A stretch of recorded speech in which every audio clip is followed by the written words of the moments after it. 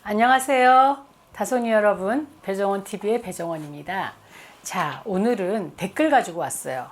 60대 초반인데 주 1회 하는데 아내가 피하네요. 이런 댓글 정말 많은 것 같아요. 60대인데, 70대인데, 80대인데 이러면서.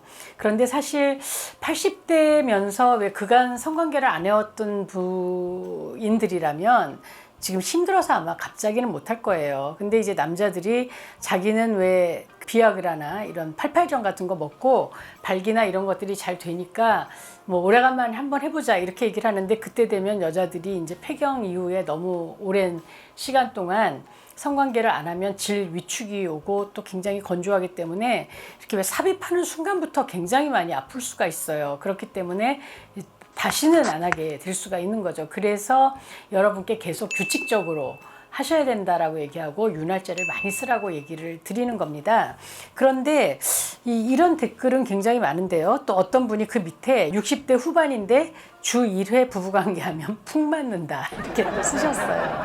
그래서 60대 초반하고 60대 후반이 뭐 그렇게 차이가 나겠어요. 사실은 60대라고 하면 요즘 굉장히 젊은 나이잖아요. 그래서 저번에 50대 이상의 중노년을 위한 뭔가 영상을 만들었더니 거기 댓글에 50대가 넘은 걸 어떻게 중노년이라고 말할 수 있냐, 50대가 무슨 중년이냐 막 이렇게 막 따지신 분도 있던데, 실제로 중년은 40대 이후부터 중년이라고 하죠. 중년이라고 하는데 영양이 너무 좋고 건강을 잘 관리를 하고 있기 때문에 사실 50대나 60대를 중년이라고 말하기에는 너무 젊은 것 같아요. 그렇죠?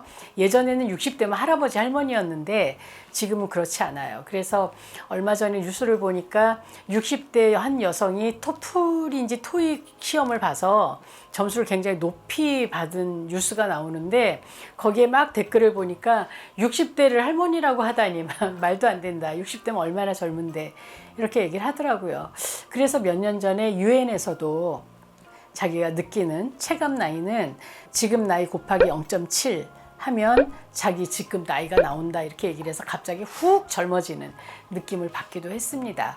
근데 60대 초반이라고 하면 사실은 굉장히 젊은 나이예요. 그리고 성관계에 있어서 발기도 잘 되고 운동하시면 여전히 근력도 굉장히 좋은 그런 나이거든요.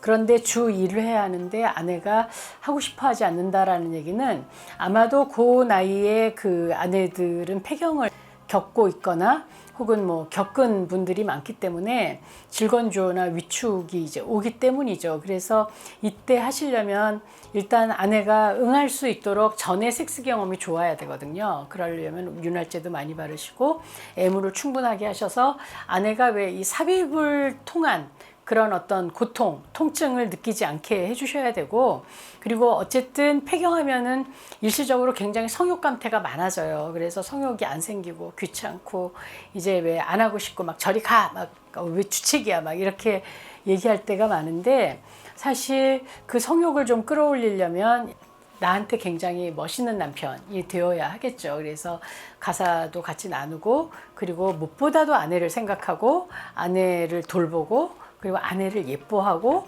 그런 모습을 보여주면 아내로서도 남편이 굉장히 매력 있는, 그리고 굉장히 든든한 나의 동반자 같이 느껴지기 때문에 성욕이 생길 수도 있다라는 거죠. 그래서 성욕은 사실은 육체의 문제도 육체의 문제지만 그 폐경기 여성의 성욕은 이 마음의 문제가 제일 중요한 것 같아요. 그래서 그 아내의 마음을 좀 사도록 아내한테 예쁜 뭐 이런 귀걸이 같은 것도 좀 사다 주고, 비싸지 않더라도, 그리고 뭐 옷 같은 것도 같이 나가서 좀 사기도 하고 장미꽃 같은 것도 좀 사다 주고 이러면서 아내가 여전히 여자라는 느낌을 받게 해주면 아내도 그 남편을 굉장히 매력적인 남자로 볼 거라고 생각을 합니다. 취미를 갖는 것도 좋을 것 같아요. 그래서 같이 등산하고 같이 손잡고 산책하고 뭐 음악도 같이 듣고 댄스도 굉장히 좋거든요. 그래서 요즘 보면 탱고를 부부가 배우는 분들이 굉장히 많이 계시더라고요. 그건 막 이렇게 그 격렬한 어떤 그런 움직임이 있는 게 아니라 둘이 같이